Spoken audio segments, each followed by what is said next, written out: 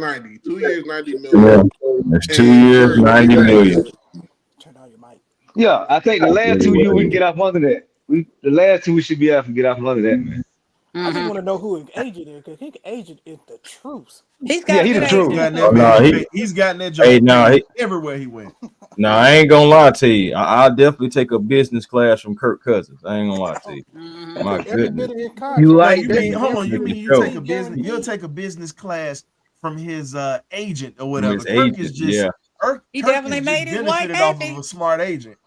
He made his wife happy. He moved her back to Atlanta. Contract from medical. I mean, he got 7 kids. The commander, fully guaranteed.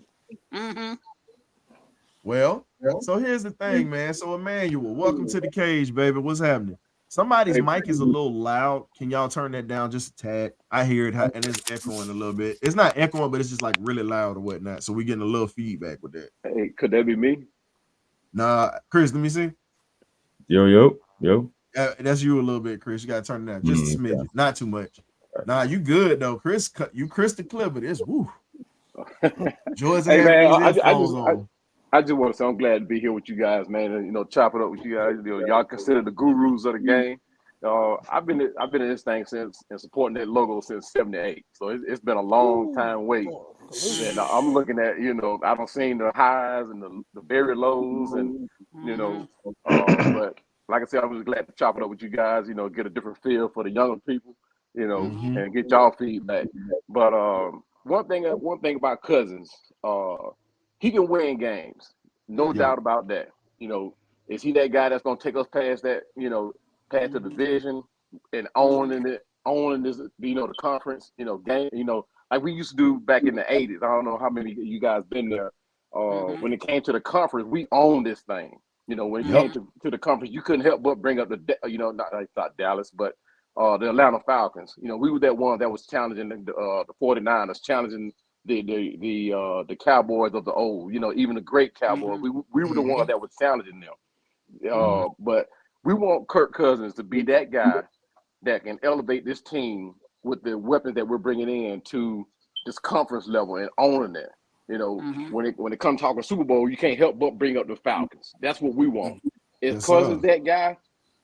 It's all going to be depend on whether or not he can work with this injury, because this is something that he has not faced. He's been injured in the past, but at this age and that injury that he has, to me, that's the only concern I have for him.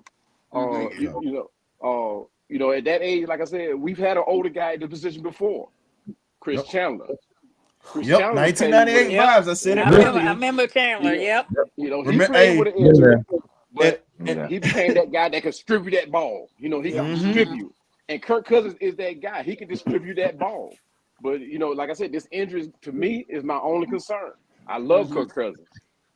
So, Emmanuel, I got a question for you. Because, see, K-Dub and myself talked about this earlier on the phone, and I said exactly what you said earlier. Okay. Exactly, word for word what you said. Yeah, you said it. He said it exactly. And K-Dub said it like this. He said, I just had deja vu. Let me tell you, K-Dub smirked over the phone. He was like, hey, this is how we can do this here. He said, all we got to do is figure out if we trade back, which he's been harping on, saying if we do get Cousins or somebody, trade back and you build up around them. That is what he said earlier. He said, hands down, you trade back, you get this guy. You build up this offensive line around him, because here's the thing. He can't run for his life. Not the whole time. No, he can't. Not with an Achilles. Not with an Achilles injury at that. So you have to put a wall around this guy. And we might take an offensive lineman at 8 then. Exactly. I'm saying that earlier. Here's the thing. Don't be surprised if they was to take Amarius Mims at 8. If he lasts that long, if they take him at 8, that will be Jake Matthews' replacement right there. And here's the thing. Jake is getting a little long in the tooth, and we have to start thinking, all right, for these next 2 years, you got to get a veteran center on top of that, because there's a lot of them out here right now. And then you just, like I said, you're going to have to fill up those holes. You got to get linebackers. We're going to get to that in a minute, but we're going to spend on this quarterback. So I got my guy William Avery in here. I'm gonna let Chris jump on it, and one of my guys who normally in here on the regular step off for a sec, because we're gonna let John in here because he's in the back. They're gonna miss the FMLA. we got John the cricket preacher up in here tonight. I believe him. I believe he might have been. I think he might have been on that corn liquor today. With his filth. With his filth in it. I had I had to close the door on that. I can jump out first if y'all want me to. No. We do this every week. You hardly ever come through here. We love having a female's perspective coming through the show, and you're a seasoned fan. You've been around longer than all us as a fan, so your knowledge definitely brings value. So we definitely appreciate that, Auntie Pam. Mm-hmm. If you have to put me backstage, You good, man. You sitting up here. Last time you missed out, so we're gonna let you hang around for a minute. So one of my guys, I'm gonna need one of y'all to step off real quick. I'm gonna step off, but I'm gonna be short though, man. I like the Kirk Chain. I'm calling him Kirk Chains. Kirk Chains, you know what I'm saying? He's right outside to Atlanta, man. But man, the dude hungry, man. Even though he had a devastating injury, we got to address his offensive tackle because I don't trust Drew Diamond moving forward and Caleb McGregor because the pass protection been awful. They've been awful last year, and tape shows it. We ain't had no pass protection to protect Tyler Haneke, whoever we had at quarterback. They were just giving up sacks back to back. But we got to address that the offensive tackle. We got to address the centers and the right tackle. Maybe if you cut Caleb McGregor, that's the best thing to do, and you get you a little right tackle, third or fourth round. And moving forward, we need another DB because Jeff Okudah has signed a 1-year deal with Houston, Texas, because he's from Texas. Okudah's not on the team no more. He went back home. He went to Houston. Yeah, that's where he's from. He's a Texas kid. That was a good deal they got him for too. And their defense, and here's the thing, their defense isn't bad. You got D'Amico Ryans, who D'Amico's been a problem since he was a linebacker at Alabama. And you took the intelligence that he had as a player, and he worked with Andy Reid, with Philly. He's worked all around. So you got a guy that's a mastermind as a head coach, and he hit the lottery with Strauss. He hit the lottery with Strauss. And now you get Saquon Barkley coming out there to Texas to go along with Damian Pierce. Nah, he with Philly. I'm sorry. That wasn't Saquon Barkley. Saquon's in Philly. Devin Singletary. That was Devin Singletary that went to Houston. So you have Singletary and you have Damian Pierce in that backfield. That's a problem. Good. That's a problem. Yeah, them boys, he building the right way down there. He doing it the right. I just want us to get right. That's it. Let's get right. Man, we done got left so many times. It's time to get right, dog. But I'm out of here. One thing I'm gonna say, man, we got to get better in the trenches on the defensive side of the ball. Like I'm tired of seeing us. Like I know our defense gave up a lot of. We kept us in games, but our defense we need more like corners dealt outside of AJ Torrey and Clark Phillips because we got to get a number 2 cornerback. And we need another safety because I don't trust Richie Grant. We need to go ahead and get that boy Justin Simmons. Justin Simmons, Terry. Stop playing. We go get the Giants don't trust Richie Grant. The Giants don't I've already called him. I've been saying this since Richie Grant came. The Giants don't want him. All right, fellas, y'all hold it down, man. I'm gonna be in the background, listen to y'all. I know you got other people on live, man. So, all right, man, rise up. Winning. All right, man. All right, good to see you. That's our boy William Avery, aka FMLA, man. You know what time it is. And now entering the stage, we got the retired postal worker, lifelong Atlanta sports fan, and the cricket deacon of the church. Y'all might want to watch your pockets. He like to steal. And he probably got a fifth of shine or some corn liquor sitting right in front of him. We got John the cricket preacher. All we see is the top of your hat, man. You must be depressed, man. Come on and show us that face. I like that hat. I like that hat. Yeah. Hey, There you go. Yeah. Good evening, people. This right here is the bridge hat. This is the one you get after your championship game that you buy that leads to the Super Bowl winning hat.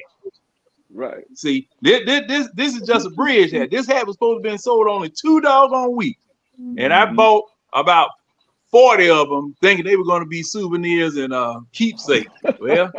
Well, They helped light my furnace this past week when it got cold. Oh, Wow. John, stop But it. We get I kept this one.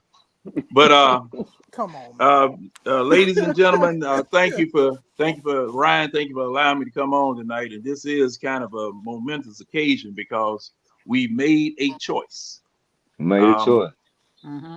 And you know, this is one of the Now we biggest. dump trucks, like This you is one of the biggest dice rolls in Falcons history, right here, because you got to get this one right. You got to get this one right, or your regime has the life expectancy of a Central American dictator. Not long. Not long. you better believe it. Oh man. Because that was funny. No, you gotta get this right. you definitely got to get this right. You got to get this right, man, because you know the past 3 years we've just been swimming in mud. Nah, You know, John, we just longer been than swimming 3 in years, mud. buddy. We've been swimming in mud for 6 years. 7. Well, I can't say you 7 absolutely. We've been You're right. swimming I'ma say so 6 long years. you lost count. Yeah, well, thing is that okay? The first 3 years of this, of the 6 years you guys are talking about, you were swimming in one set of mud, then you jumped in some doggone red mud, then and started swimming in that. So I mean, we, you know, boy, the masses have been clamoring for change, positive change. They have been clamoring for playoff because playoff tastes good. Super Bowls taste good, but that taste that has eluded us is ring-bearing Super Bowl winners. And you know, I mean, man, there have been franchises that have experienced Super Bowl glory, Super Bowl wins, and they got used to it. Their teams were not deemed successful unless they had won the Super Bowl. And that's New England right now. See, New England is suffering. New England is hurting because of the fact that they are not perennially mentioned or there anymore. They miss it.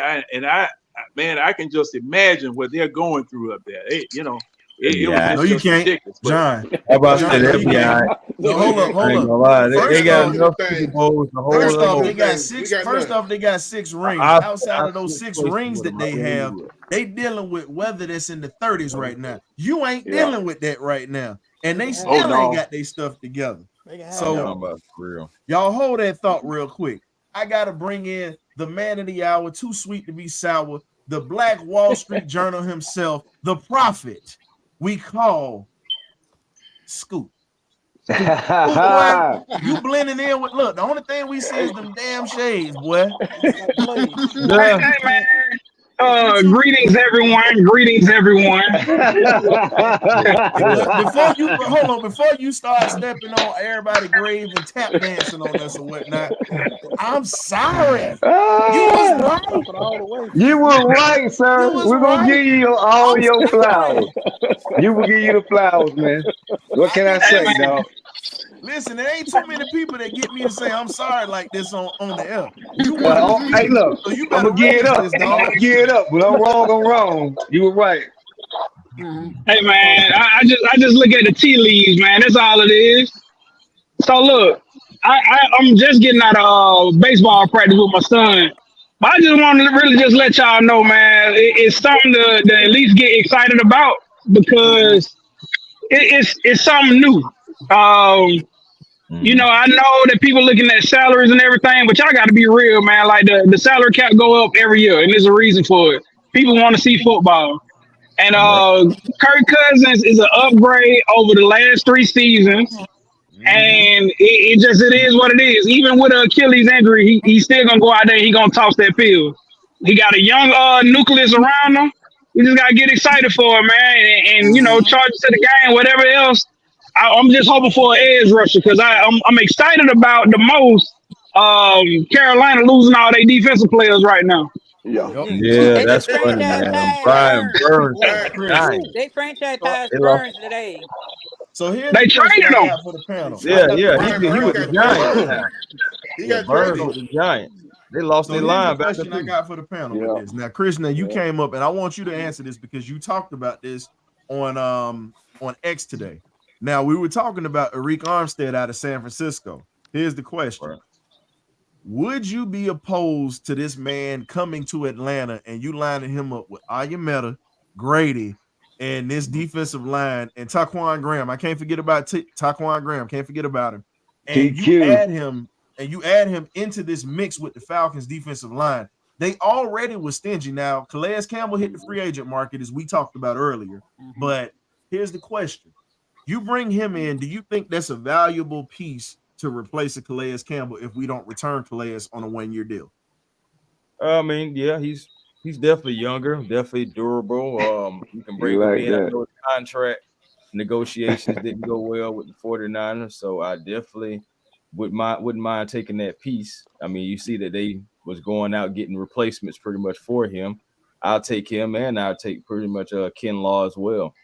I'll take both those guys, but I would also kick the tires on Khalil Mack too, though, y'all. I really would. Yeah. I would try. We've been trying to get a Khalil Mack in here for the longest. He's a durable player who the Chargers have to get rid of, and he has a $23 million cap hit. Chargers might have to eat at least 15 of that. So you go ahead and they have to get rid of him and Bosa to make some moves. So possibly can get him for a stellar deal, man. And even if it's a one-off, it's only going to cost you probably a low draft pick, and that's not bad. You know, because he's in the final year of his contract. I would do that. Let Calais Campbell go ahead and walk, and I have at least a guy that I can at least try out for a year to see if I want to give him something else in the future. But it's still another locker room guy, still another guy that you can bring in and blend in with a guy like Abercady, Zach Harrison. Where the hell is Malone? Because we need to see all these guys. Where the hell is Malone? All these guys. Hey, one thing he must be hanging out at Cedar Grove. I gotta do this for you, dog, because we did this for a minute, bro. I gotta do this here for everybody that's just coming in, because I've seen it all day. I'm not saying nothing. There's some people that's pissed off about it. Want to thank you before I get to this. I want to thank everybody on Twitter that's come on, better known as X. Want to thank everybody on Facebook, everybody on YouTube. Thank you guys for coming through on such short notice tonight. But I'll say this, for you fans that have said that they're pissed off, a lot of us wanted Fields. Some of us wanted to draft the rookie quarterback, which is still in the cards. You still can draft. But it was the particular quarterback. Exactly. Right now, you can draft your rookie quarterback and groom him underneath a proven veteran for 2 years. We've been saying this for the longest, but for all you fans that have said, well, I'm going to lead the Falcons, I don't like Kirk Cousins. I pulled out an old shirt out of a Birdcage original. It's called No Sellout Fans. Sellout? It's no sellouts, dog. We have no sellout fans. I know that right. Don't let the go hit you with a good law split. I went Southern with it. Let the law. Don't let the go hit you with a good law split. I'm saying it. Because here's the thing. If we can survive through, now you guys survive. Some of you guys survived a lot longer than me because I'm 37, so I've been a fan since 91. So I went through the Jeff George, Bobby Hebert days. Joey Harrington. I'm gonna go back to another one. So after Chris Redmond. Sorry, you gotta remember this. You had Chris Chandler, Chris Redmond, Joey Harrington, Chandelier. If we can survive that and then survive what we went through with Desmond Ritter and also with Marcus Mariota, all I'm saying is, dog, it can't get no worse. Taylor Heineke. He was a starter. I'm just saying, dog, it can't get no worse. Because the folks that was in the 80s, after Steve Barkowski left, we had to deal with Dave Archer's sorry ass who's on the radio. Let's talk about it. Ain't nobody gonna talk about Dave Archer, how bad he was. Hey, yeah. Dave was a likable guy. And go back to the Heisman Trophy winner that we had out of Auburn, Pat Sullivan. Let's go back even further, during your young days when you had a fro. Right. That's when John was posted up over there on Auburn Avenue with a Pepsi, with either a Coca-Cola or a peach knee high with some penny cookies from the corner store at his daddy barbershop, getting free tickets. And everything tastes I went better. old school for you, John, big dog. Hey man, now and see that's something that Mr. Falcons fan whatever way that you want. However, it's about this. Yep. Exactly. That logo. It's baby. Always about this. For the logo. It's always about that.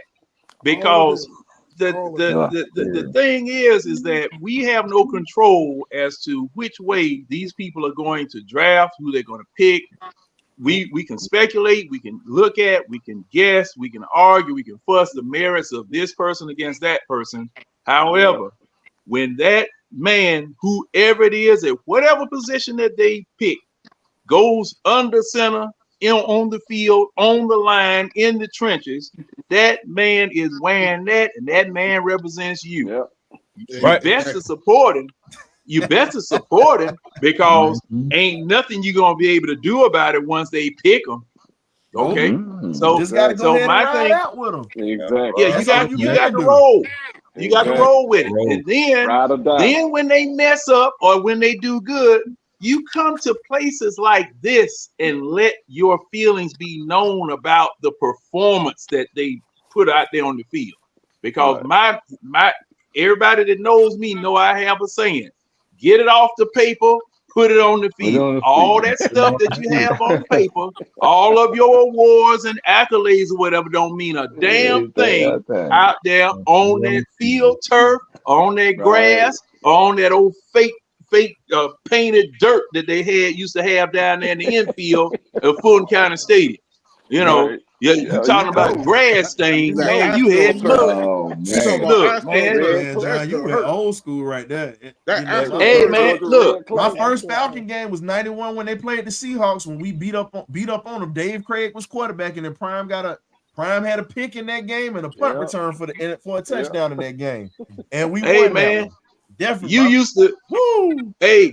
You used to doggone get tackled at the 40 and slide to the 20 with all that mud out there on you. And once you got up, they didn't know what number you had on because it was all red. No matter what color uniform you had on, it was red when you got up.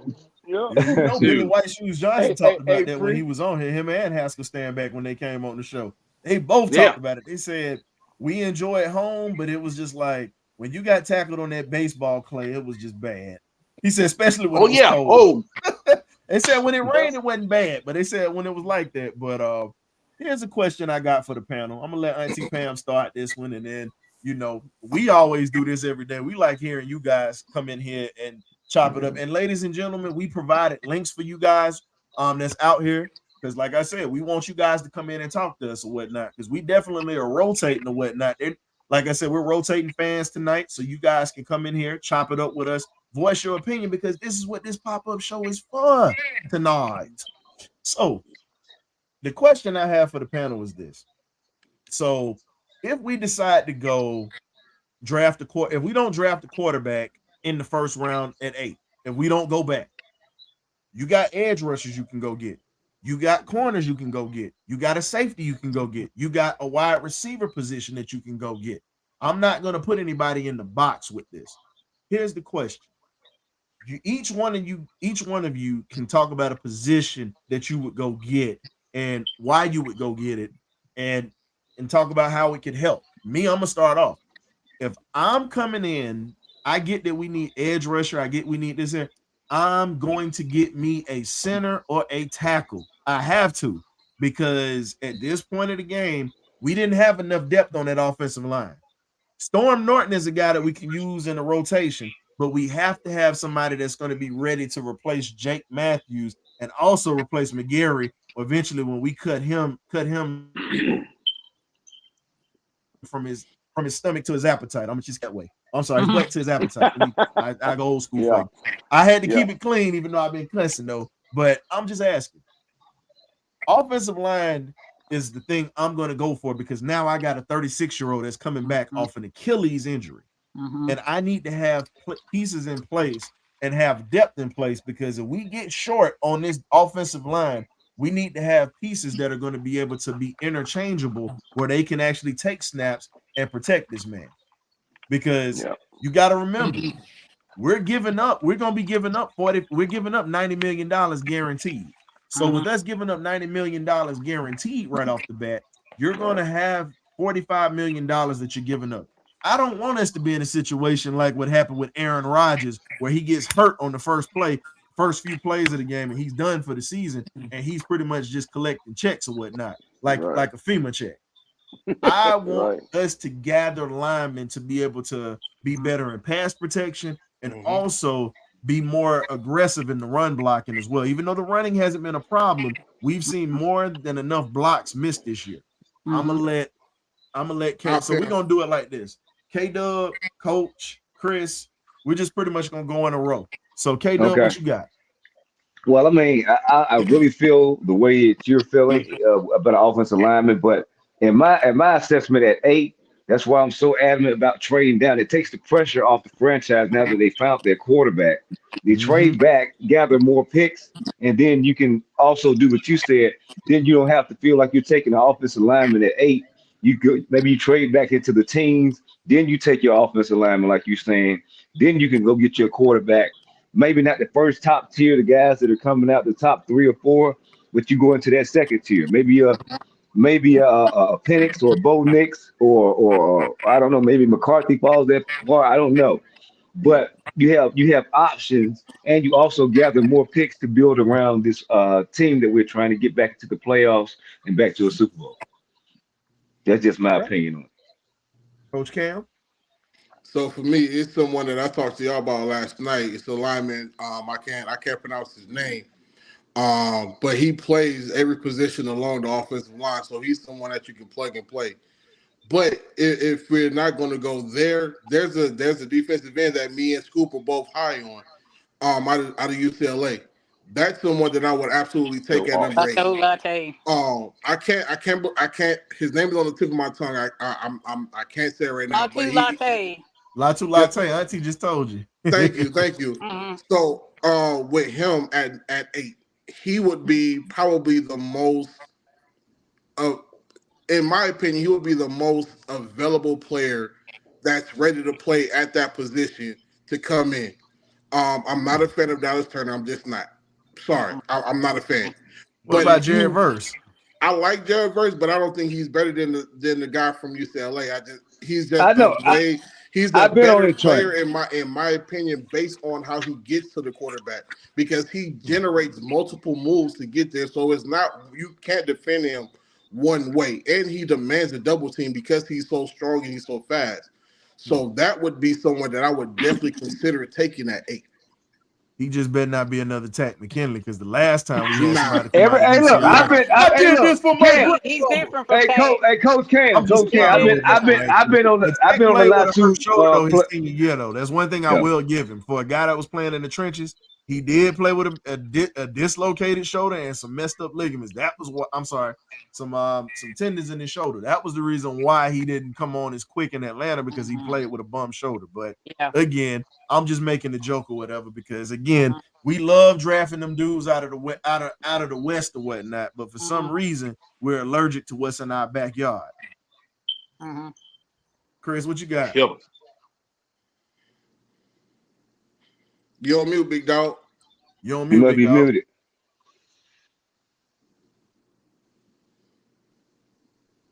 Let me see. Chris is muted. I got you, Chris. Let me see. Hold up. Oh no, you muted. Try to come back in real quick, bro. Try it now. Yep, perfect. Yep. Oh, okay. All right. Well, just to add to a point real quick about Latu, he's familiar also with our defensive coordinator, Jimmy Lake. So that's another thing too that may swing it. It may swing it that way. It may. But for me, you said okay. Make sure no trading. You said no trading up or trading down or anything like that. No getting rid of the pick. Nah, if you got to get the 8th pick, who are you? What position are you gonna take, and what's your reasoning for taking it? Oh, wide receiver. I'm definitely going to go get one of these wide receivers. I'm going to go get Neighbors, or I'm going to go get a Doomsday, and that's going Doozy, eh? yeah, Doozy. Either way it go, that's going to be it for me. He nasty. I mean, now don't get me wrong, it's a deep wide receiver. That's what I was gonna say. Deep. But I'm just sorry. Statement when you say like deep, polished, it's polished. It is very deep, y'all. Hey, it's very deep. It's very deep. I understand that, but I'm just saying it's only one Malik Labors, there's only one Aroma Doomsday. I watched that combine myself, and outside of guys like I say Lad McConkey and others, and a few others, man, so I have to go back and look at my notes, but a few others outside of the top 3 guys, it's a drop off for real. It really is. As far as polished route running, as far as catching the ball with your hands and not with your chest, it's little things that goes into that receiver role. So as far as, like I say, a polished receiver, it's those top 3 guys. And then after that, it's kind of like in between some polish and some route running. The route tree may not be all the way there for some of those guys that's in the top round. So it is a drop off. But my thing is, this draft is so deep. I can go get me maybe 1 or 2 receivers in this draft. But again, you said not tossing back. That's what I want. That's why I keep feeling we going back. We got to go back. Now, if you did, now here's the scary part. You gotta go look young. At this point, I'm trading back. But since we talking about not trading back, the position that I like is wide receiver. I like those wide receivers. Yeah. I like the receiver. I like that. So here's the question I got for you. Now, it's a receiver me and you talked about last time you was on here. Now, everybody knows him at Georgia because he helped us get 2, for dog fans in here, helped us get 2 national championships, and he left to go to Texas and he showed his ass there. AD Mitchell. To me, I feel like that's one of the most slept on receivers in the draft, and I'm just gonna be real. I like Laddie, but AD was clutch. Laddie was clutch. Not like AD. AD had big every time in big moments. AD showed up. It didn't even matter if the ball was there. He was going to get it. Ladd was definitely nice with it all year. But I return punt, and I can return punt. Think about it. When you had the game on the line, outside of think about it. When you had the game on the line, who was touching the ball at the big time moments every time? Yeah. AD got some proof. He got some dog in him where he don't care. He got ice water in his veins. So that's both what I'm saying. All he gotta do is clean up a few inconsistencies, man. As far as his hands, he'll be good. Yeah, but think about it is everybody got something they got to work on. Exactly. So, I mean, it's nothing to it. But those top 3 guys, man, is far for me. If any one of those guys are available, I wouldn't mind taking those guys. I also am very, very open to taking a Joe Ott or my man from Penn State. I'll take and then the other guy too. It's another guy. I forgot his name, but he did very well. Fuku. I know you're talking about. Yeah, very nice. Yeah, he's a dog and everything. But yeah, so I wouldn't mind taking any of those guys, but because it's going to have to be a receiver because we need one. So and then those top 3 guys can be coming in and give Jamar Chase-ish type production. When I'm talking about Marvin and Neighbors and Doomsday, those guys are top guys that can come in and produce right away. But you also have this 36-year-old quarterback who's coming off this Achilles injury that you need to protect. So if you can go either way, receiver, because you need that weapon, or you can go offensive tackle, because you definitely need somebody to protect his blind side, as Jake needs to possibly move to the right side, as that won't be as bad for him, coming off of have to protect Kirk's blind side. I wouldn't mind going offensive tackle, man. I wouldn't mind at all because I know it's a need now. I really want to trade back though. That's what I really want. I already know because if you trade back, we'll be sitting here. Look, if you trade back, I know we'll be here for 2 hours. Look, we'll be here for 2.5 hours talking about all the possibilities because all of us on this panel already have done some great scouting work when it comes to that. That's one thing I love about you guys that come in here. And it's just there. Go get more picks and surround this team because it's a deep draft. Deep draft. Money on more people like that. You're not going to be. We don't have the cap. We're not going to have the cap to bring in 2-3 more superstar show-stopping type players. It's just not going to happen. So you need to go in the draft. And I ain't going to lie to you. We're talking about quarterbacks. I still say you can go get you a quarterback in this draft, and this can be a guy out of the ACC who's recovering off of an injury that me and my man's got there. Ryan, I think Ryan. Jordan Travis. I said Jordan Travis would fill the room, guy. but who did I say was the? I said I would get Jordan Travis on the cheap later because their injury is going to push him back. And but he's going to be there later. Give me Michael Pratt out at Tulane University. Tulane, yes, sir. And that's Terry Fontenot's alma mater. That's who I think they're going to get. I'm telling you, quietly, that's going to be the dude that they might grab. If they don't get JJ McCarthy, that's going if he is there, that's who you go get because it's a killer instinct that dude has, and he a gamer. He'll trade up and get that and I hate it. I don't think he's going to be there, and that's why I didn't mention him. But I'm glad you did bring his name up anyway. Yeah. I think he's going to be there. He impressed. And Leary out of Kentucky impressed me too. Leary is an underwear model, man. Stop it. Devin Leary is trash. Hey, I'm talking about the only thing he good. The only thing he good. Listen, Devin Leary has good hair. Listen, he is going to be. Anybody can look good in shorts and t-shirt. Look at his film. Devin Leary, underwear model. I guess he was in his own element. Man, please. Devin, let me tell you, Devin Leary's stomach is so weak or whatever, man. It's weird. You can sneeze next to that dude and he'll catch diarrhea. He's not good with pressure. Lord, just keep it real. I mean, for me, I you skip somebody. Who? You skip Emmanuel. Oh, my bad, man. Yeah, because you come after Emmanuel because I had to take him off the screen, so you're after Emmanuel. Oh, my bad. You're good. Yeah, you good. Go ahead, Emmanuel. And just to put y'all on, Jacoby Brissett just got picked up, signed a 1-year deal for $8 million.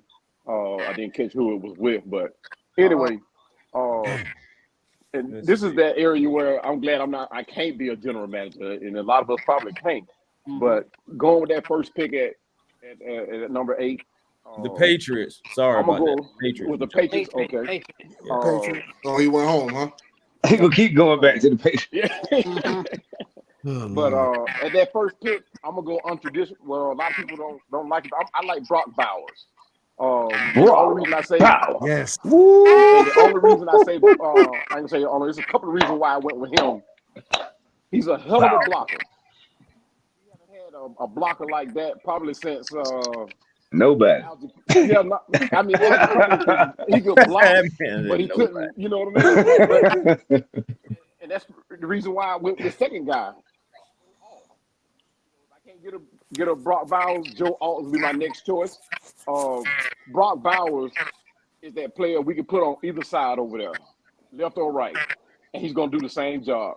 Joe Alt, same way. He can play both left and right tackle. We talk about protection. Brock Bowers can block. Joe Alt can block. Both of them bona fide blockers. And both of these have the same mentality that we haven't had in Atlanta in a long time. And that's knock your stuff in the dirt type players. These are guys that'll go out there. If you put them out there running on a sweep or running off tackle, he's a player. If he comes up, he's gonna have to come up showing. He can't just come up to half step. Otherwise, he's gonna get knocked out. You know. But my question is, how do you feel about the signing of the tight end that we signed today? Charlie Warner from the 49ers. Because he's a blocking tight end. Exactly. Now we need two tight ends. Now you got to remember, John Smith got out of here. Come from a 3 tight end set. Yeah.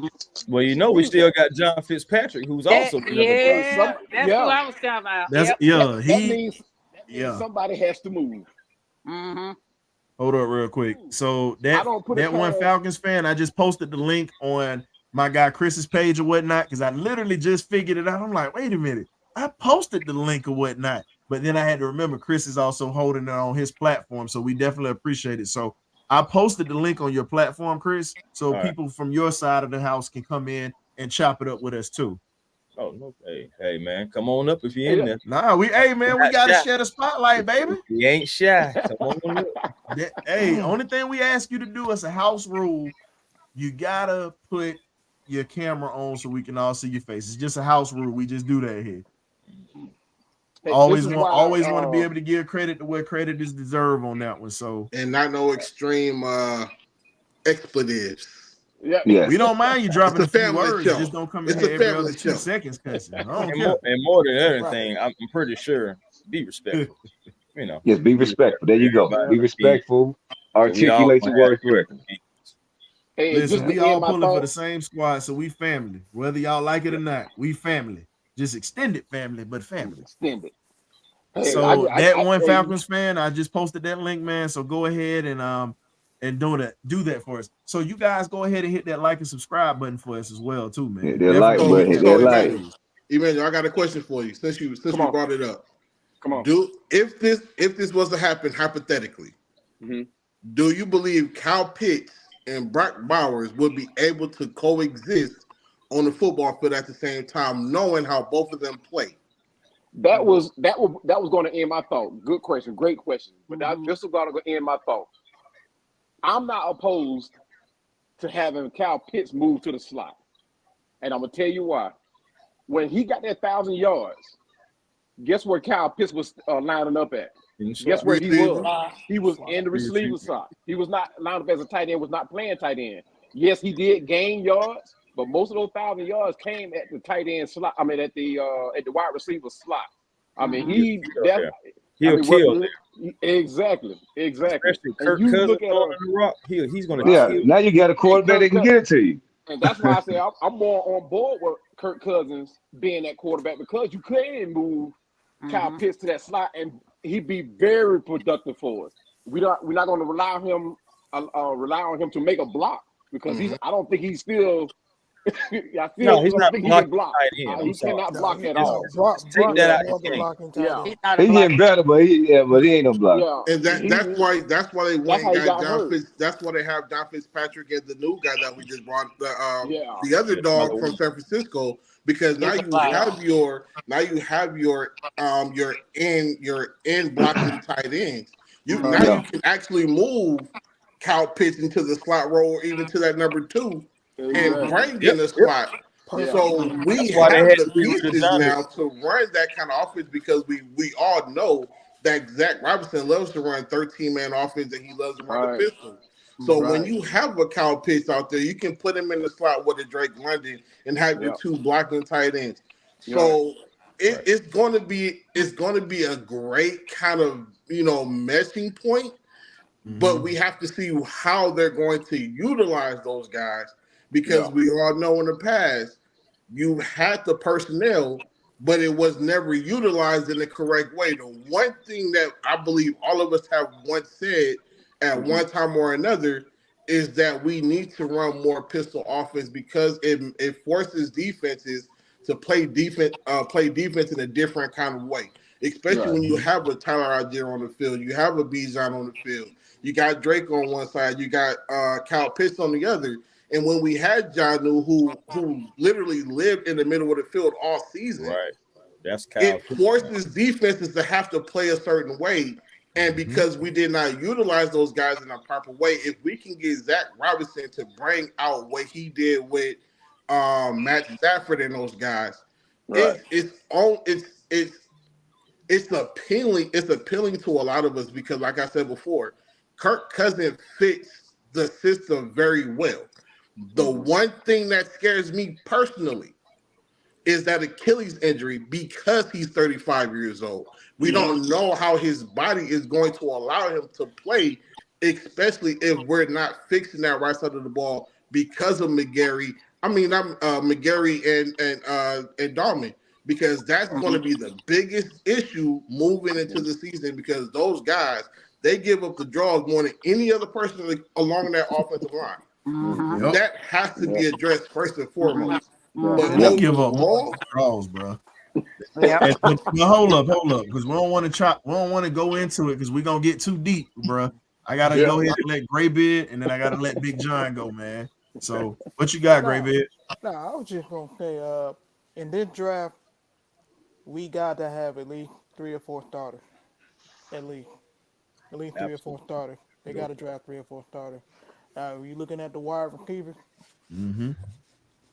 like my man said, it's deep. That's the question. It's deep is an understatement, man. You can go in any direction and find you a quality wide receiver. So I don't see us drafting a wide receiver at 8. I see us either getting a defensive player or offensive line player, or hell, even trading back down. Because like I said, Minnesota is gonna be looking for a quarterback. You think they ain't gonna be giving up a call? You think they ain't gonna give up a call? Hey, I'm glad you.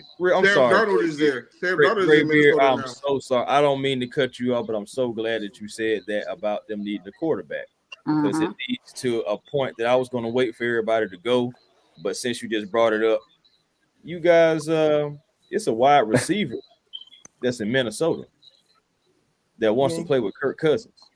Too rich. Yep. He's too rich. Where's hold on. Yep. Wait. He wants to play with Kirk Cousins, right? He's in the final year of his contract. He is a free agent at the end of the next season. It will cost $19 million this year to get him. That's a steal. That's a steal. Yeah, but here's my question: would you trade that 8th overall pick to Minnesota? Nah, I mean, here's the thing. Why it's nice that he's there and he definitely has a great rapport with him. But at this juncture, no. We need pieces. No, I'm not trading him. We need pieces. You can think about we need more it. You pieces just than said a this. wide receiver. Let's just be honest. I'm taking JJ over anybody over any receiver in this draft. Yeah, for sure. I know. I get where you're coming from with that. I'm not even mad at you. Yeah, I'll take him out. Yeah, I'll take him over everybody in this draft. I got you. Oh no. Even though I like this draft. That's JJ. He proved he got proven come on in the league. Hey, if that was to happen, that'll put Drake at number 2. Oh, yeah, for sure. They will make him a 2. And that's going to open Drake's game up. Man, Drake going to be a Pro Bowler if JJ comes. Exactly. Pro Bowler. That's an understatement when you say that's why I make a lot of sense. I mean, when you kind of think about it a little bit. Yeah. But he's gonna want. I understand, though. I mean, I wouldn't necessarily want to give up my 8th overall pick for that. But I'm just saying, like, I can, like, it's like I would have to shrug it off, but I could live with it. They're gonna want more. They're gonna want for the caliber. It's just like a weapon, just like a weapon for the caliber. Here's a thought too. T. Higgins has already put it. He has said today that he wants to be done with. And I don't blame him. But think about it. Contract talk in a year. But hold up. Let's go ahead and get this thing on track, because we got to let John jump on this here. Because see, I love letting everybody get on here, but I got to let Big John jump on it. But before we let John jump on it, I got to let everybody know this here. That organization has always been notoriously cheap. Paul Brown's son, Paul Brown Jr., is just like his tightwad, God rest his soul, his tightwad ass daddy. Yeah. And I tell people all the time, this man right here, his dad, Paul Brown Sr., destroyed the Cleveland Browns foundation. Yeah, Literally, he destroyed that team because he pissed off a Hall of Famer in Jim Brown, who was your guy. You trade away Bobby Mitchell, who was a Hall of Famer, and that family has a history of doing that. How the hell do you get rid of Bill Walsh and you promote his best friend? I'm just saying, how the hell do you get rid of Bill Walsh? Bill Walsh figured this out a long time ago, dog. Just think about it. You had Greg Cook, who literally was a Hall of Fame caliber quarterback. He tears his shoulder up back in the day. One of the best quarterbacks that did not even make it. And he had great stats, rookie of the year and all that, until he messed up his shoulder playing the Chiefs. He was smart enough, and this is why it's not a West Coast offense. The offense we're running right now is Bill Walsh's offense. That is a Midwest offense. That offense was run in Cincinnati when they had Virgil Carter, who did not have the arm strength, but was a smart quarterback, where routes were timing routes, what we're getting ready to do this year. This is how this ties in. This Bill Walsh system ties into what we're doing right now, period. And you're getting ready to have timing routes with athletes. You have to get athletes to be able to run this offensively, because they had athletes in Cincinnati. And there was a guy, Hall of Famer, you know, I can't stand Grambling for shit. I hate Grambling State University. Love my HBCUs, but it's Southern University till I die. But I'll call it for what it is. You had the legendary Grambling wide receiver Charlie Joyner in his early stages and in that offense when it first started. And Charlie was inconsistent. And then he gets to Air Coryell with Joe Gibbs. Good God. There you go. But Johnny, I got to let the cricket preacher speak because he's been sitting back. He done had him a couple of sips of that corn liquor, and he's passing around the collection plate. The deacon is ready to have the church announcement. What you got, John? Well, gentlemen, all of the people that you guys were, touting as being players that could come in and help us is good. Now, my problem is on the lines of scrimmage, in the middle on both sides. Trenches. Yeah, right. Because I'm glad Desmond Ritter already had kids because Drew Dahlman was going to doggone castrate him. Oh my God. Because some of those snaps coming from Drew Dahlman, you didn't know which way. You weren't trying to field them, you were trying to avoid them. And it was partly out of fear, really, because he was trying to snap the ball and get into position because he knew he was at a disadvantage. He knew he was at a disadvantage as well as on, I did say the middle, but Jake Matthews on that side, Caleb McGarry on that side, both of them, man, I mean, well, especially I'll just say McGarry because Jake Matthews is serviceable, but it's time to replace that tie. But Caleb McGarry is like a gangster about to get thrown off a pier with concrete shoes on his feet because he can't move. The man can't move. Pass blocking, the man can't move, and and kudos to him for buckling himself up like Bane from Batman. He looks a lot better than he did prior. But the middle has to be addressed because that A-gap blitz was eating that man up this year. That A-gap blitz was killing him. Now, since we are going to run a 3-4, this is what everybody's saying. You need to run a 3-4. You need you don't need no pickup trucks. You need a dump truck. You don't need no pickup trucks. You don't need no minivans. You need tractor trailers, dump trucks, and dressers up front. You need diesel burning vehicles. Yeah. Hey John, what you say? Hey John, what you say? What you say? You need somebody that can't see their feet. That's right. 365 sitting right there in the middle. I'm talking. Yeah. Sound like a guy named Javondre Sweat. Yeah. That's what it sounds like to me. Brandon Fish, will Brandon Fish be on your list? Yes. Yes. Well, on the list. I don't track individual players, and that's my fault. You guys are more expert at that, but I've always had two requirements. I've always had two requirements. Number one, either their name ends in a vowel or they come from the SEC. Hey, and where's a single-digit number? And I got to have, because see, the Ring of Fire, Fiji, Tonga, Hawaii, Indonesia, all those places out there, that's where the volcanic soil gets in all those vegetables and make them thick ankles. I mean, look, I got to have thick ankles on that doggone nose tackle. Just call it ankle, two hands. John, you say you want them. John, you say you want them dudes with them pregnant ankles. That's what you want. Every time they go to the doctor, every time they go to the doctor telling him, son, you got a lot of water around you. And speaking of water, I want water around the joints. I mean, because see, I look at Tampa Bay's nose tackle. Man, look. I mean, and they know the job. They know what the job is. They know they're gonna carry at least 3 people back with them. Okay, they already know that. They already know that. Okay, so I remember. You remember Albert Haynesworth? They were gonna switch him from a 4-3 to a 3-4, and he didn't want to go because he knew what the job was gonna be. Right. See, Yeah, when you that nose taking down 3 guys.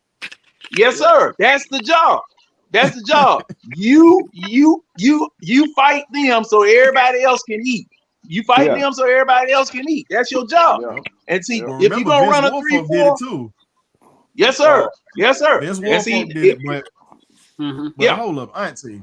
You were mentioning something because I wasn't trying to be rude or whatnot. I'm sorry, John. Auntie, you were talking about linemen. Who do you have? I want Auntie to answer this one. Who do you have? Now, we said at the number 8 spot, because we weren't talking about trading back. We saving that for another show. But for right now, if you could take somebody at 8, a position, what would you take? I'll take a corner. I'll go with the Mitchell guy. Oh, yes. For Toledo. Quinyon Mitchell. I would go with him. Mitchell. Toledo stand up. Okay. He did have a great comeback. So, Auntie, what you think? So, what do you think about the kid out of Missouri, my guy Ennis or whatnot? What do you think about him, and what do you think about TJ Tampa out of Iowa State? Those are my 2 top corners, and I can't forget about Tennessee's Kamari Lassiter. Kamari Lassiter.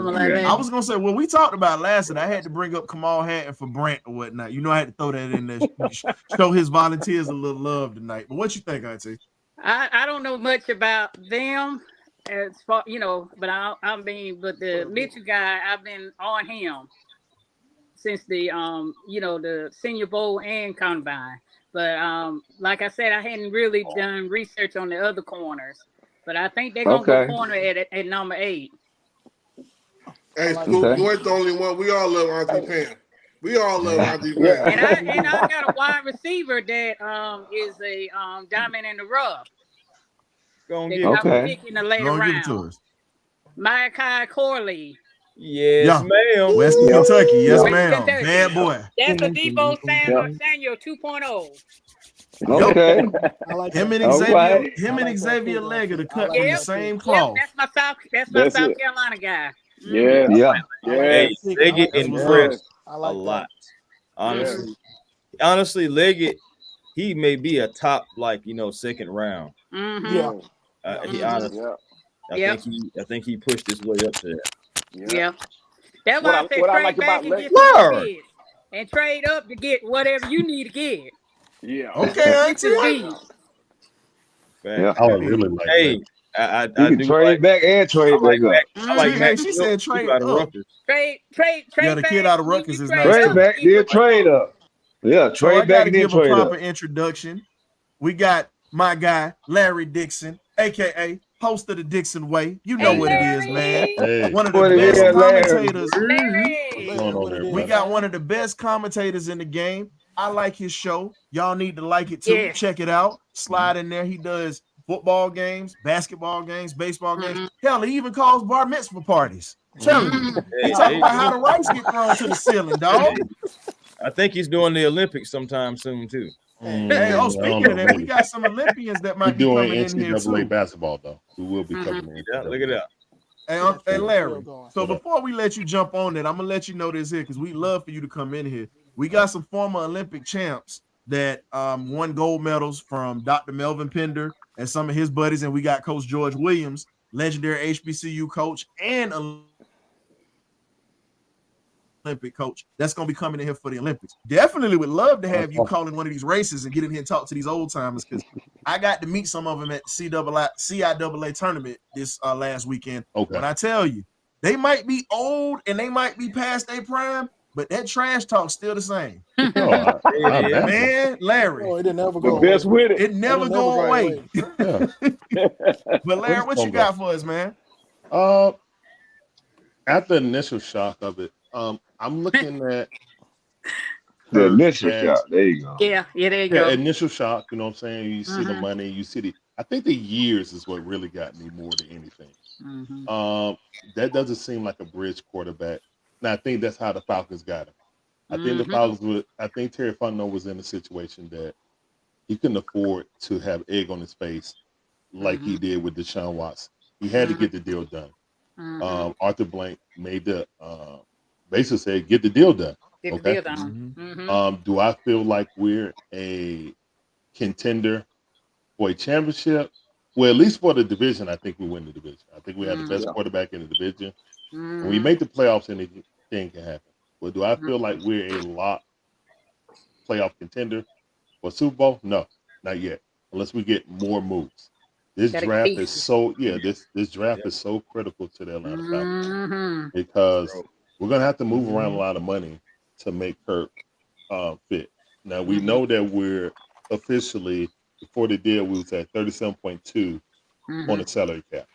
And we don't know how they're gonna structure it. But I'll say it like this: people say we can kick it down the road and just give him $30 million for the first 2 years. Okay, $30 million for the first 2 years means we're paying him $75 on the back end of that. So we have to understand that the way we have to do this is responsibly. Grady Jarrett might be a casualty. AJ Terrell might be a casualty. We don't know. We don't know how things are going to go. But everybody's a casualty. Jake Matthews might be a casualty. He should have been here's the a thing. long time ago. We can't really get rid of Jake unless we spend that pick on Joe Alt. That's what I'm saying. Yep. Indeed. Well, if it's not Joe Alt, you can still go get a Marius Mims. We all talked about this. Yes, true. Yes. Get the guy from Missouri. It's a guy from Missouri. You can get him. Yeah. So I mean, I see a lot of people saying Neighbors if he fall because we got Kurt, so let's bolster the offense. I understand that.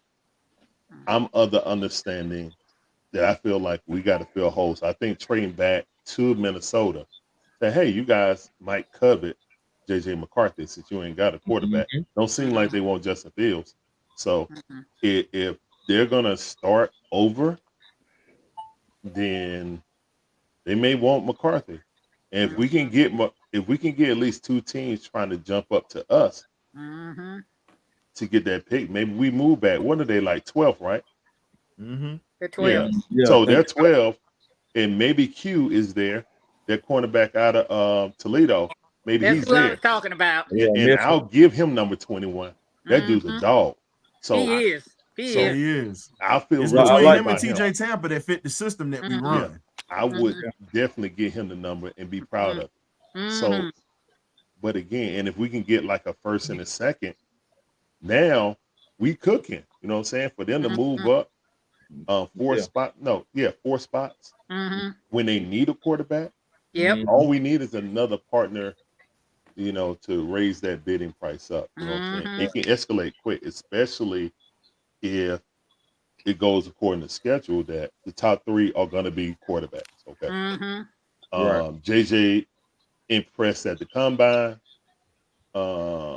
moved his status up over Bo Nix. Penix did well, but the injury history, people just aren't going to look past that. They don't, unfortunately, they're not. So the Falcons could really, you know, make it out. Now, I know we heard about what's the guy, Fleck, defensive lineman out of middle. Brandon Fish. Fliss. If that could be an option if we get rid of Grady in the second round, you know. So there's a lot of options that the Falcons can maneuver in to make this team better through the draft. But this is the most important draft in Terry Fontenot's career. He made the quarterback hire that he needed to do to get Arthur Blank off his back. Now he has to build this team up, and he has to hit. I got one. I mean, it's unfair, but he has to hit at least 4 out of the 7 picks that he had. Larry, I got something for you because we talked about trading back, right? I mean, not trading back. You talked about building up depth, and there's so many guys that you can get. And I talked about this, and I got some offensive linemen for you, and I'm going to always keep putting them out there. And that's these boys you can get for a little cheap that's coming out of these HBCUs. I've already talked about Tariq Stewart out of North Carolina A&T, 6'5", 310 pounds. Road grader, balled out in the HBCU Legacy Bowl, and came out of West Virginia first. He started off at West Virginia and ended up going and transferring into North Carolina A&T and becoming one of the baddest offensive tackles. And that's a guy that you can get for little to nothing, but he could actually replace Matthews, or even better, Hey, you Gary. can still go with the guy by the name of Evan Gregory out of Norfolk State. 6'4", 305 pounds, and he's got those pregnant ankles like John talks about, and he's got a hell of a first punch when he comes off the snap of the football. It's violent. Okay. And the thing was, I showed my guys some of his footage behind closed doors. Like I said, what I'm gonna start doing coming up to the draft. This is just a pop-up show. I'm gonna have certain players that I'm gonna show, like I was showing footage during Black History Month on the show of former players. I'm gonna show some footage of some of these guys or whatnot, so you can actually see what we're talking about. Because when you talk about that first punch, Dwight Stevenson, the Hall of Fame center that came onto our show, he said that was one of the things that has been missing when it comes to the game of football, and especially in the trenches. And he said one of the guys that he looked up to and he learned from was Jeff Van Note, because the Dolphins and the Falcons used to scrimmage back in the day. He said we scrimmaged during the week and then scrimmage on a Saturday night. And he said the thing he took was the durability. Now, unfortunately, Dwight had his career ended off of a cheap shot from a knee injury. He never made no bones about it. But think about this. Dan Marino went 6 years without barely being touched. And that's including his Super Bowl year. And that's including, everything else until 1987 when he got hurt. Dwight Stevenson played in 2 Super Bowls and was one of the best offensive linemen. And he spoke on this. He said the thing that he dislikes is how these young players are coached to not attack. He said, if you're an offensive lineman, your job is to attack that second level after you get off that first level. And the thing is, it's about the control, the power, and the balance that you have after you make contact with the man.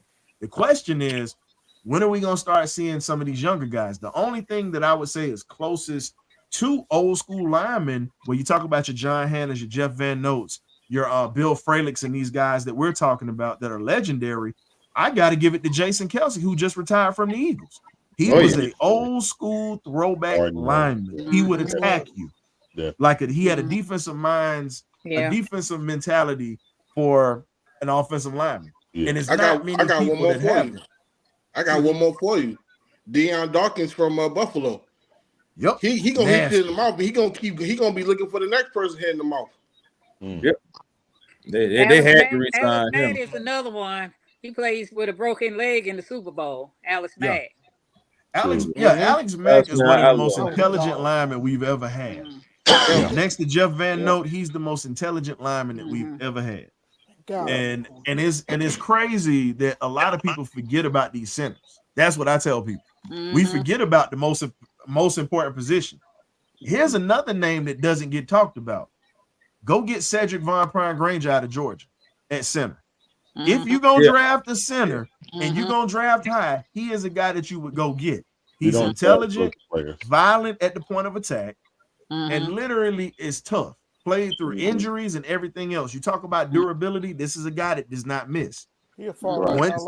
Is this regime going to break the mold and go get one of our backyard guys? We got they hadn't drafted him, but we already got Charlie Warner today. That was already a start. And Charlie Warner's not a scrub. I like that trend. I do. But we're talking about out of the draft, like a top guy out of the draft, not a John Fitzpatrick. We've done that a couple of times in the back end. The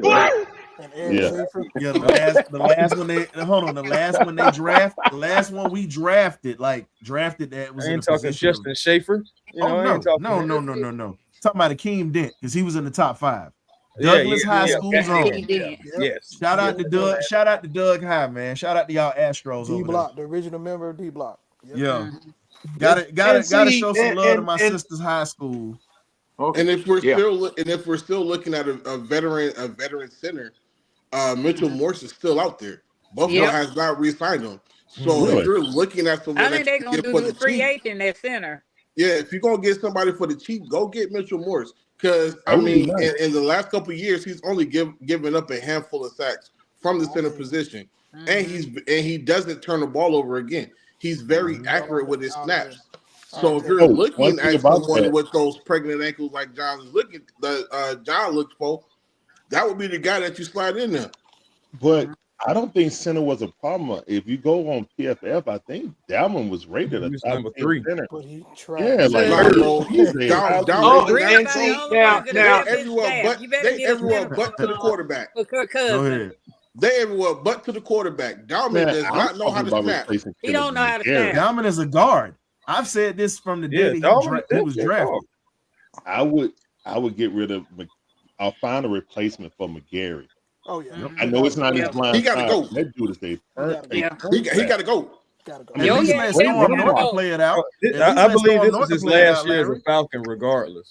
Yeah. Well, now one thing I wanted to say. Now, okay, these people that grade like Pro Football Focus and various other places that grade performances of linemen, things of that sort. See, I don't know what their criteria is. I really don't, because my eye test tells me that, okay, yeah, you graded him an 87, but compared to what? A turnstile at the movies? Okay, I mean, what were you looking at to give that person an 87 over somebody else? Because, and this is something that I've noticed too, there was an SEC bias by Pro Football Focus, because a lot of those people were from up in the Northeast. They can't stand the SEC. They cannot stand the SEC. But this is the crazy part about it. Bill Belichick came down here, grabbed an offensive lineman and Sony Michel, and won the Super Bowl that year. And all Philadelphia, Pittsburgh, Cleveland, Washington, New York, San Francisco, they come to Georgia, they come to the SEC, grab everything good we got, but here the Falcons, we'll go to Alaska and try to find a polar bear and grab him and bring him down here. Gotta groom those bears, man. And see, I mean, we got a big lot. Excuse me, we got a Walmart right around the corner, but we'll leave the state to go shop at Big Lots. It was the stupidest thing that, you know. I just couldn't get over it. I just couldn't get over it because it was just dumb. We all say that. I mean, it was just dumb. We all say that. So, and here's my thing. Maybe it's different. They'll probably draft somebody in the neighborhood, maybe. Well, I got somebody for you. Now, a lot of people don't talk about him, and he's an underrated guy. Quiet, 6'1", 310 pounds. His name is Sincere Haynesworth out of Tulane University. 6'1", 310 pounds. He's great in the run game. He shows a great burst off the offensive line, and he definitely has the ability to win at the point of attack. And what's his name, Ryan? Very solid. His name is Sincere Haynesworth. See, I want him because I know he had to fight with a first name like that. Yeah, he had to fight like through school with a first name like that. that. And here's the thing: this is the main thing about an offensive lineman, like Dwight Stevenson said. Can they be fundamentally sound? He's fundamentally sound. He understands blocking angles. This is what Dwight Stevenson talked about when he was on the show. Blocking angles, using his body positioning to his advantage. He's disciplined, has great awareness, and he's highly intelligent. Now, the other thing is he can add bulk and try to trim up a little bit just to help him be quick off the point of attack. And the one thing that people don't realize, and this is his strength, he thrives on physicality, often literally grappling out of guys bigger than him. He likes being in a phone booth. Hey, man. So for me, I'll take it. I'm just saying, for me, this is a guy that I would also bring in. And I've been telling people, like, if you don't get him, you got to go get Cooper Mays next year out of Tennessee. Yeah. You got to go get one of these guys. You have to have a center. Yeah. Yeah. And another thing about Zach Robinson too, he likes to pull a guard. He loves to pull a guard when you run off that off tackle in between the tackle and guard. He always can bring a guard, whether it be that guard right next to him or the other side. Either way it goes, he likes to pull in that guard. So when you're looking at a lineman, you also got to consider he may be physical, but is he fast with his feet? Can he move his feet? Exactly. Mm-hmm. So here's a question I got for y'all, because we're gonna wrap this up because we've been on for about an hour and a half. And you know, everybody got to get used to this new sleep schedule. I know how many people was hung over today. I know I was one of them. I was slobbing out the mouth this morning. You know, but getting back to it though, I think in this position, and like I said, we're gonna probably talk about the trade back Thursday or whatnot. Like my man Chris was saying, we'll talk about a little bit of the trade back. But when it comes to right now, we're gonna talk about that 8th spot. Like we said, this was just what we were gonna do, Cousins, and then the 8th spot. I really believe at this point, now that you've solidified this, like I said before, right now you got to do what Dallas did that one. You got to do what Dallas did that one draft. If you remember, they drafted offensive linemen in the first 3 rounds. Yeah. And think about it. Those were offensive linemen in the first 3 rounds. And then they got their defensive line. We need receivers. It's deep enough to do. But my thing is, why not go ahead and start getting your replacement pieces now while the getting is good and while it's loaded right now? Even if you got to get them as an undrafted free agent, you got to go for gusto. Yeah. But that's pretty much all we got. I like today, that. folks. I definitely appreciate y'all for coming through. Mr. Larry, please tell us about your site, and then we got Chris. You're gonna tell us about yours, and then Mr. Emmanuel McFarland, you tell us about yours too. So go ahead, Larry. Please tell the people where they can find you at, so they can get this great commentary and mute the TV. All right. Yeah, guys. My name is Larry Dixon. Part of the Dixon Way. Me and my beautiful wife Shonda are 2 peas in the pod. We met Miss Pam out there. She was just listening to us streaming at the training camp. She's all watching you guys. Oh, appreciate you. So yeah, man, what we do is live commentary of all our favorite sports teams. So that's the Braves, the Hawks, the Falcons, the Bulldogs, even my wife Lizards. You see back there, House of Violence. We love each other. You just don't love her on damn October, dog. That's all that is. October 31st. Man, that day. Man. Look, them streams be extra special, man.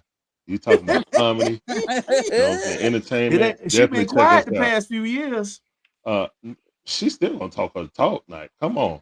You think when we lost in the playoffs, she ain't come through here scrolling through with her Gator shirt on? Like, come on, man. They couldn't do it. They had to pray for somebody to beat us. They couldn't do it. It's all right, though. I mean, look, we all know how that rivalry go, man. But guys, if you want to listen to some commentary that's not on the TV, you want to hear from a fan perspective, then come check us out, man. The Dixon Way, just like it says on my title right there. And check us out. Me and the wife do try to be entertaining and informative during our stream. So turn down your TV and turn the Dixon Way up. That's our motto. Appreciate you having me on, bro. Hey, man, I thank you for coming on to the show. You're a busy man, dog. It means a lot. Larry be calling like about 5 or 6 games every day. Man, work like a Jamaican boy. Got 5 jobs. We're trying to grow at 1 subscriber and follower at a time, man. We appreciate everybody being a part of the Dixon Way family. That's what we call it, family, man. Yes, sir. We chill with the fam. Yes. So what you got, Chris, man? Tell the folks where they can find you at, and also great content. Okay, well, you can find me on A1 Forever Sports, the show that's cool and fly too, and we be generational because it's always time to be, and ain't no point of selling for less because you can always have more with the vision. That's on YouTube and on TikTok, Instagram, and what this thing called, Twix, Twitter, whatever. You can find me at known as X. Yeah. You can find me A1 Forever. Chris Tipmore, man, chat it up with anybody. Come on by, let's talk some Falcon football, some sports and whatnot. We got some stuff coming up because we got a new quarterback now, Kirk Cousins, Kurt Cross, Kurt Cobains, Kurt Cochains, whatever y'all want to call him. Let's call him the Atlanta Falcons quarterback, man. And I'm ready. I'm with it, and you guys should be with it too. It's Super Bowl or bust for me, though, guys. I'm not gonna lie. We got to surround this guy with some pieces. The same thing.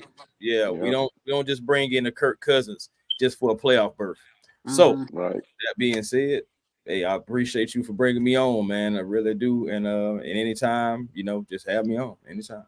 Man, I'm always gonna have you on. I gotta come to your house. See, Y'all be coming in my house, drinking up all my Kool-Aid, opening the refrigerator, eating up all my snacks. And look, and these jokers leave the front door open and don't even close the door when they leave. See, that's how they do. Oh, well, I normally pull the dough together. I normally do. You know what? I give you that. Now Berto ass gonna eat and leave. Berto was supposed to come by tonight, but I know he had to take care of some stuff. Shout out to my boy Berto, Mr. 95 North Sports, my boy, and my partner, my other brother, Mr. Smitty Smith. Yes, sir. Smitty's Time Machine. Y'all check him out too. They're a trio. They're a trio, ladies and gentlemen. So you ain't gonna see one without the other. This is the first time I've seen one without the other two. Something must be up. Oh man, they like you said, they're doing other things. So I was like, well, I may as well make myself useful somewhere. So Hey man, this is just like an old fish fry. We got the dominoes going, spades, and everybody talking trash. And what you got, Emmanuel? What's happening, baby? Hey, what's going on? Listen, I enjoy being here, man. You see how it's done. None of my platform has been launched yet. My wife and my son are working on those for me. But it was good to come on here and chat it up with you guys and get you guys insight on the Falcon and the way we're moving. And me myself, I was just ecstatic when Arthur Blank bought the team. Coming from the Rankin Smith boys, who like in Cleveland, he destroyed the Atlanta Falcons. Should I say they destroyed the Atlanta Falcons? Yes. So when Arthur Blank bought the team and he brought that money with him, I knew we were moving in the right direction. So all we got to do now, we got the head coach in here, we got the quarterback that presumably that's gonna move us past that first, second round and own this conference and on to Super Bowl, hopefully. Like Tip said, is he that guy that's gonna take us to the Super Bowl? We don't know, but we got 2 years with him at least. Yeah, at least we got 2 years to see. So, but look out for my content, man. It's going to come up, and it's going to come up fast and hard. Because I love talking about the Falcons. I'm that guy that if you're in the stall next to me, we're gonna be in there talking about the Falcons. So just know I talk about them all the time. It's everything Falcons around me. And a lot of people don't like it, but guess what? I ain't going nowhere until God brings me home. Hey, amen. So now we move on to Auntie Pam, better known as the medical professional expert. My grandmother was a nurse for over 20 years, so it's a special it's a special place for me. Rest in peace, Mercedes Broadnecks. She was part of the first wave of black nurses in Jacksonville, Florida, or whatnot. She's part of the Nightingale. So Sean is the RN, actually. Yeah. Oh, that's what's up. Yeah. Where did she go to school, man? Florida? No. She's here at Perimeter. Oh, she's Georgia Perimeter, yeah. And actually, that's what's up. I had to drive her down for her I had to drive in a snowstorm from Philadelphia to here. No sleep. I got her down, and she aced her test. That's what's up. That was worth that 15-hour drive. I've taken it for 2 weeks. I know. And I'm up here at the top with Berto, so I've made that drive, so I know. But so Auntie, we see you all on every platform. We miss you over here, man. You got to come visit us, man. A little bit. Well, I'm on a part of all female podcast that comes on Thursday. Let them know what it is. It's the Lady Bird or AFN. It's all female cast talking nothing but sports. Okay. It comes on Thursday night at 8. Oh, so y'all pretty much trying to chop our heads. That's what the hell y'all doing.